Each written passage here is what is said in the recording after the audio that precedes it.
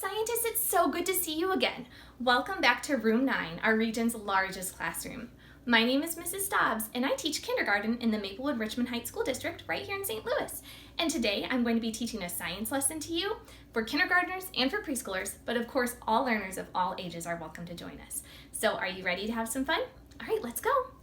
Okay, so I want you to think back to our last video together, and I want you to think about what we learned. We talked about scientists last week, and we talked about who scientists are, and we talked about that anyone can be a scientist, and scientists can look like anyone, and we also said that kids can be really great scientists. So I hope that you acted like a scientist this week because you are a scientist.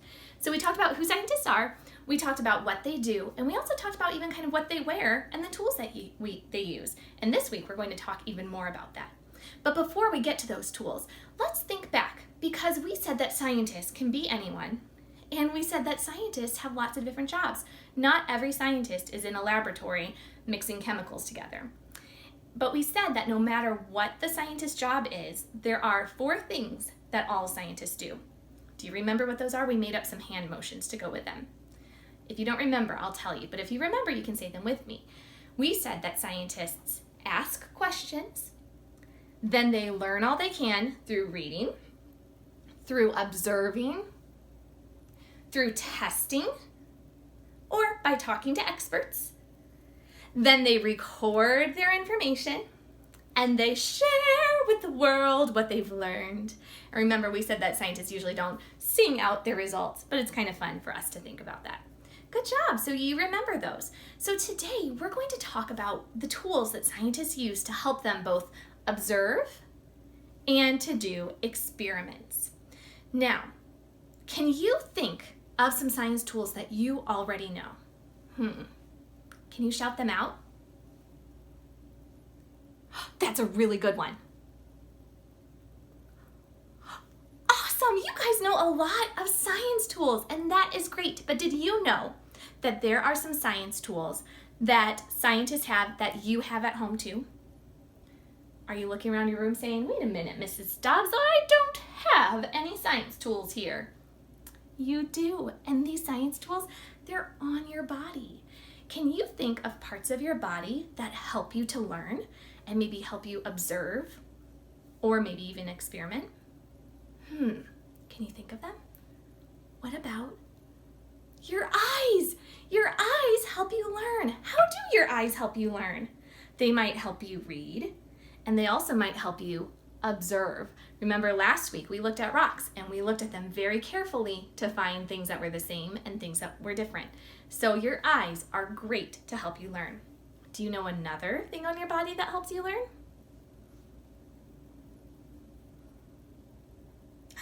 Your ears help you learn. How might your ears help you learn? Maybe you could listen to an expert talking, or listen to your mom and dad talk, or a teacher talk. That might help you learn. Or maybe you're watching a movie and you're using your eyes and your ears. That will help you learn. Also, sometimes scientists go out into the wild and they sit and they listen. And they listen for different animal calls, or maybe even footsteps, or whenever an animal is walking, they might break some twigs or some leaves. And that will help them know where to find the animal. So your eyes and your ears help you learn. What's something else on your body that helps you learn? Your hands help you learn. And our hands are very important, especially for preschoolers and kindergartners. They really help you learn. And I know you guys like to touch things and play with things to help you learn. So the way that you use your hands, you might touch something and notice if something is smooth or bumpy or hot or cold. You might also just mix something up with your hands, or you might even learn how to do something with your hands. You might learn to play the piano or draw a picture or write words. Those are all things that you do with your hands. Okay, so we said our eyes, our ears, and our hands help us. What else can help you learn? Do you smell that? I just gave you a clue. Your nose can help you learn. You can smell it. Whenever you're smelling things, it tells you information about the world, and we'll talk about how that's important later on.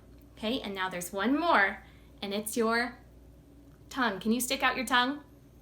I have a very short tongue. I'm sure your tongues are much larger than mine or longer than mine. And your tongue helps you learn by tasting, and that's something that's pretty fun to do. How many of you like to taste ice cream, or taste pizza, or taste a candy bar? Oh my goodness, I like to eat those things too.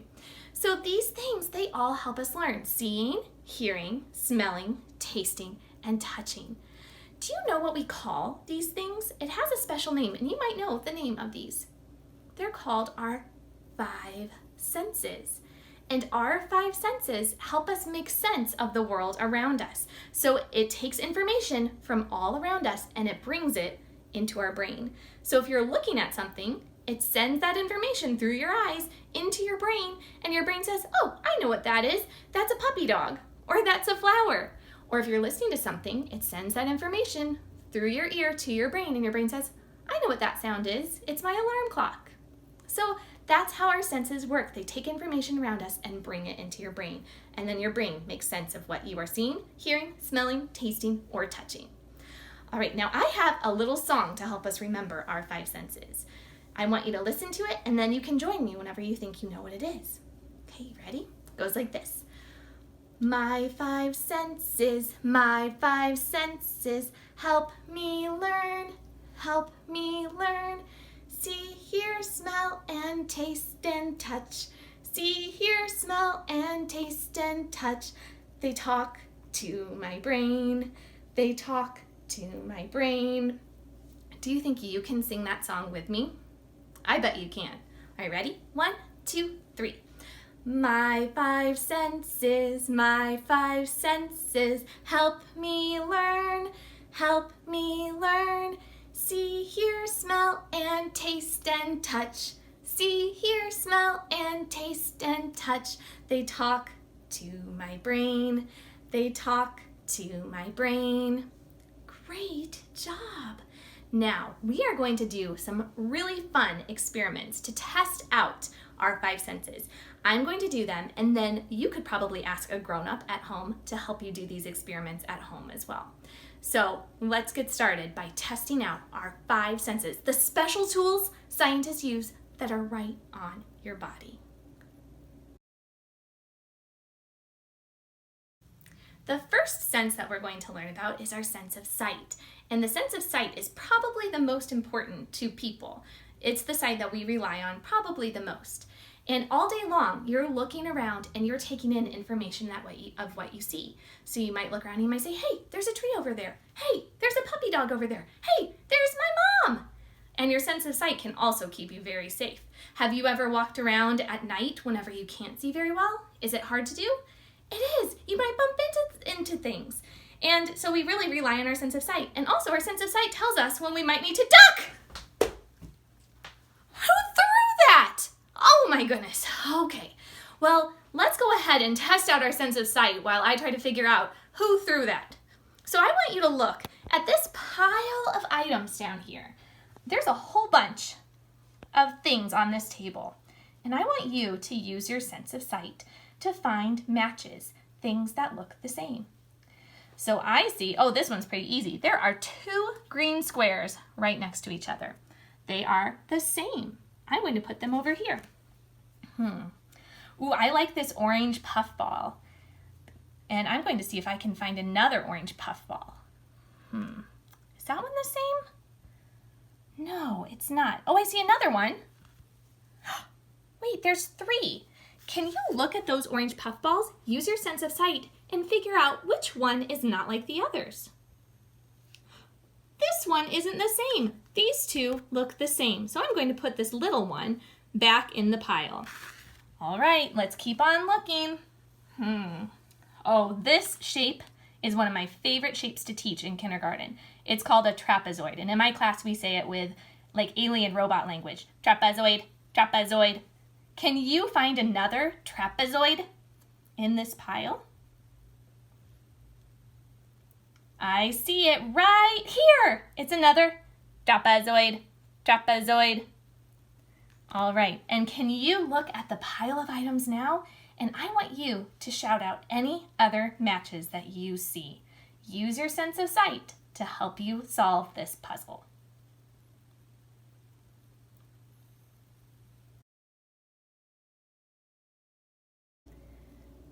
The next sense that we're going to learn about is our sense of hearing.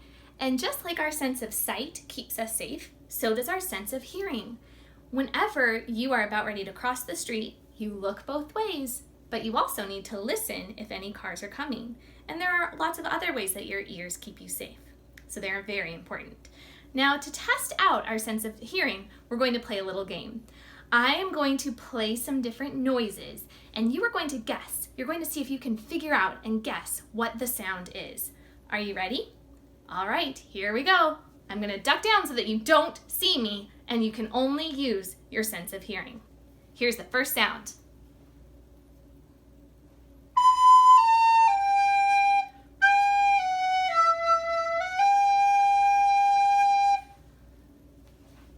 Do you know what that was? It was a recorder. Some of you might have these at home, and you can play high notes, or you can play low notes. So a recorder, did you guess that one? I hope so. Okay, here comes the next sound.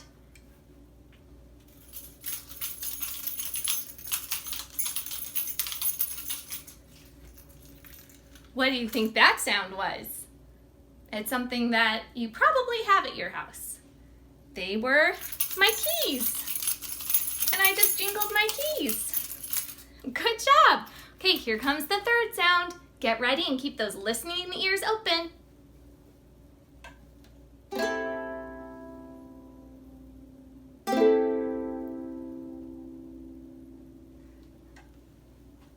What did you hear?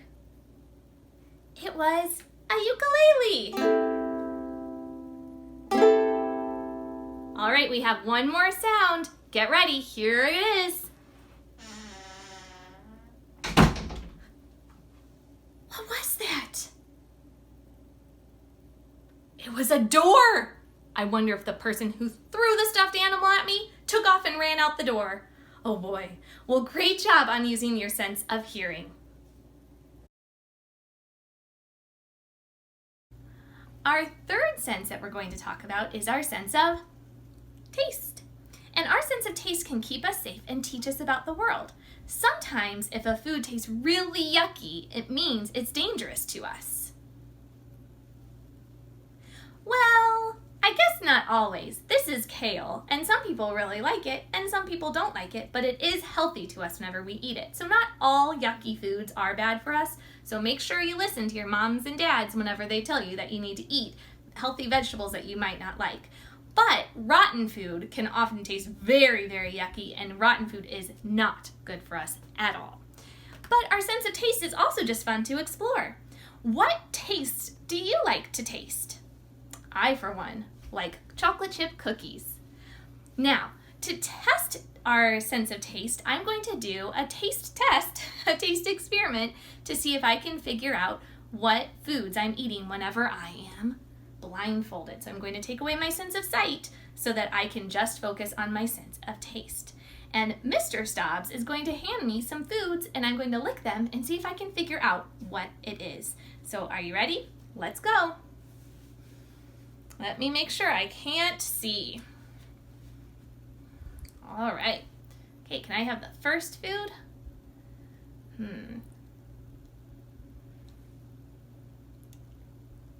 It's kind of sour. It's kind of sweet too. I can tell it's a type of fruit. Let's see. Is it a grape? All right, it's a grape. Okay. The next food, please. Ooh,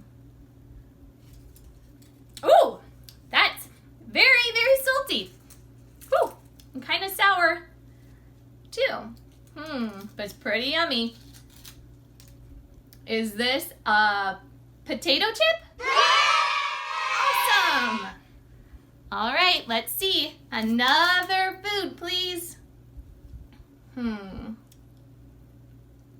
Ooh, this is very sweet.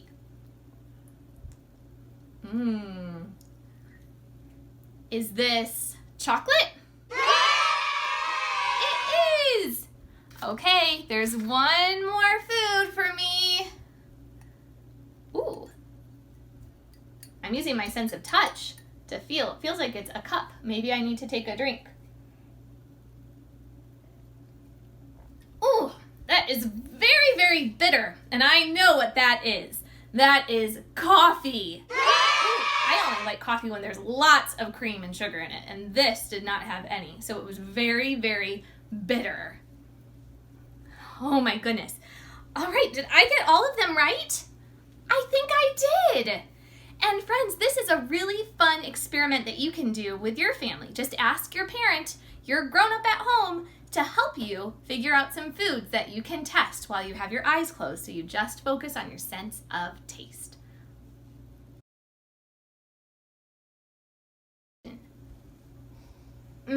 I love the smell of vanilla candles. Our sense of smell is a really great sense to have because things can smell delicious. But did you know that our sense of smell can also keep us safe? What if you were at home and you smelled smoke? What would you do? Sometimes if there's a fire, you can smell the smoke. I can smell that smoke before you can even see the fire. So our sense of smell keeps us safe, just like our other senses do.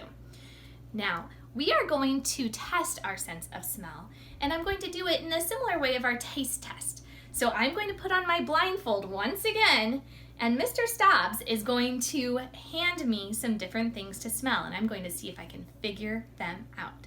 So you ready? Let's go. Gotta get this on. All right, can't see. Okay, can I have my first thing? Oh, see, it's hard to find where it is. Ooh, I know that smell. This is one of my favorite spices, one of my favorite things to smell. This is cinnamon. Am I right? I think I'm right. Ooh, I love it. Okay, let me try another one. Okay, let's see. Ooh, whew. That one's strong. It still smells pretty good though. I like whenever this is on different things. And this is garlic powder. This is something I like to put on my French fries and maybe some meat too. Ooh, but it's pretty strong. It's a pretty strong smell. All right, let's see. I think we have one more. It's in a different container. I'm using my sense of touch. Ooh, I love this smell. This is vanilla that you put in cookies or cupcakes or ice cream. It's a really good smell. All right, I think I did it. Again, I think I was able to guess. And again, this is something that you can do at your house as long as you're grown up, helps you find the right things that they want you to sniff.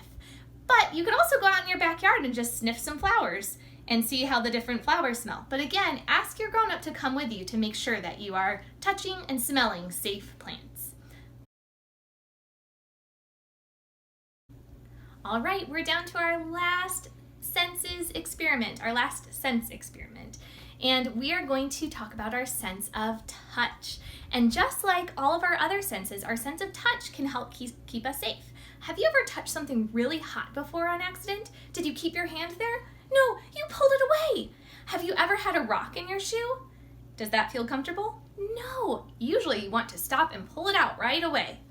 And our sense of touch helps us know whenever we're hurt or if something isn't good for us, and we stop and we fix it. And so that's why our sense of touch is really important. But our sense of touch is also really fun too.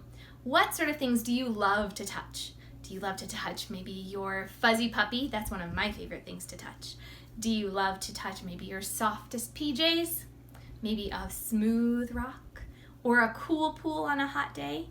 All of those things are so great to touch.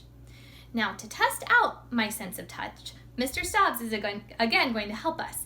He got together these bags and he put some different things in there. I'm going to put on my blindfold once again, and I'm going to reach in and see if I can figure out what's in the bag. I'll describe it to you too, using feeling words, touching words, to see if you can figure out what it is. So are you ready? Let's go. Let me put on my blindfold first. All right, the first bag, please. Okay, let me see. Ooh, this is very soft and fluffy. And it's kind of squishy. It feels like maybe there's something inside of it. I think I feel maybe some eyeballs, some glass eyeballs, and an ear, 2 soft ears, 4 soft legs, and a tail. Ooh, I think I know what it is. I think it's a stuffed dog. Is it a stuffed dog? Yay, I got it. Okay, next bag, please. All right, let's see. Ooh, this is very hard. It's not soft like the stuffed animal. And it's kind of bumpy.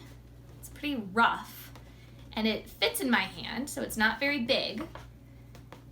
So something that's hard and it's rough and feels kind of bumpy. I think it's a rock. Is it a rock?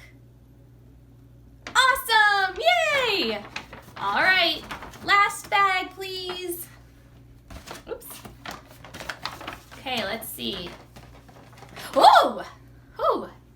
It's wet. It's wet. My fingers are wet now. And it's very cold. Woo! Ooh, it's wet and cold and very slippery. I know what this is. This is an ice cube. I don't even know if I can grab it and hold it up.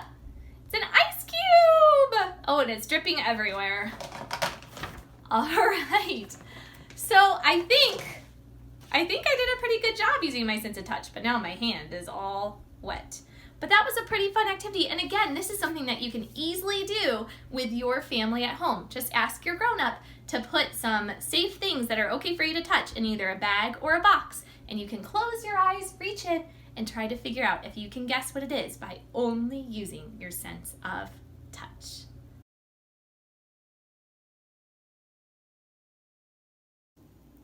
Now, many times we use all of our senses at the same time, and making popcorn is a great way to experience using all of your senses at once, because whenever you make popcorn, you see the popcorn popping, you hear the popcorn popping, you smell the popcorn popping, and then whenever it's done, you get to touch the popcorn and eat it. So I have an air popper here, and the air popper has a fan that blows out really hot air, and it will pop these popcorn kernels. So I'm going to put these popcorn kernels in the machine, and I'm going to turn it on. Now, whenever I turn it on, it's going to be really, really loud, and so you'll listen to the fan first, but then a little bit after that, then we'll start to hear the popcorn kernels popping. So pay attention closely. All right, here we go. Do you hear the fan blowing? I do. Do you hear the popcorn kernels getting moved around by the fan? I do too. And if you look, you might even see some popcorn kernels pop out of the machine as they're just getting blown around. But we have to wait for them to get hot enough to start popping. Let's wait.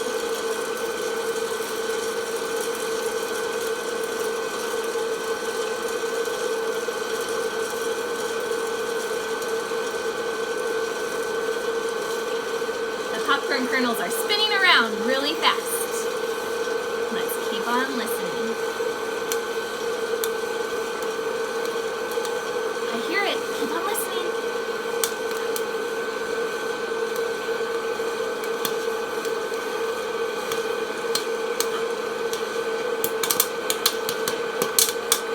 I smell the popcorn popping.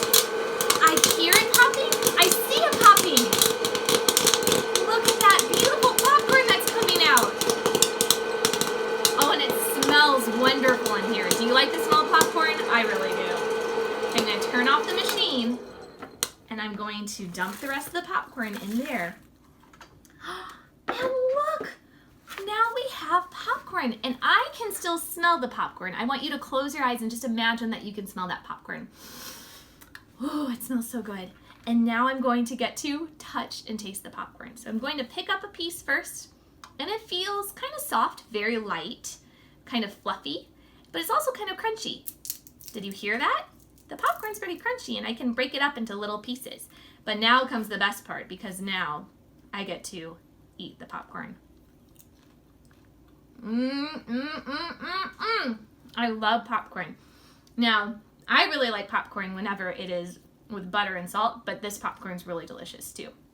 So my friends, this is something that you can do at home. You can have a grown-up help you make some popcorn, and you can listen to the popcorn, and you can see the popcorn, you can smell the popcorn, you can touch the popcorn, and you can taste the popcorn, and it's a really fun experiment to do.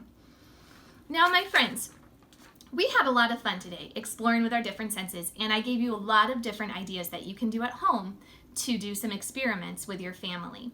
But we need to remember that scientists use their senses all the time. Remember at the beginning of our lesson, I said that scientists use tools that are right on their body.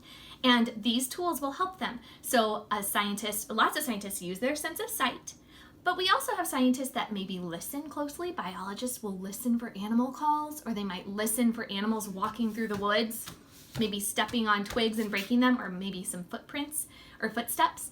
And let's see, paleontologists might touch a fossil very carefully to figure out what type of fossil it is. Now, do you think most scientists use their sense of smell and their sense of taste? Do you think it's safe for a lot of scientists to use their sense of smell or sense of taste? Think about if a scientist is in a lab. Do you think it's safe for them to taste the chemicals? Probably not. I also don't think it's safe for biologists maybe to taste their animals. So that's not an okay thing to do.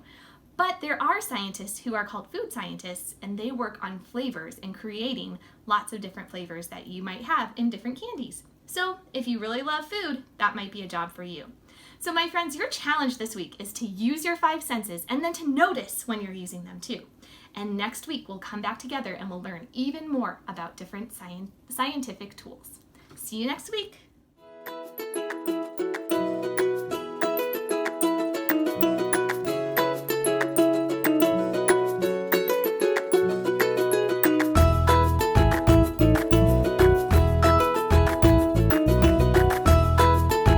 Teaching in Room 9 is made possible with support of Bank of America, Dana Brown Charitable Trust, Emerson, and viewers like you.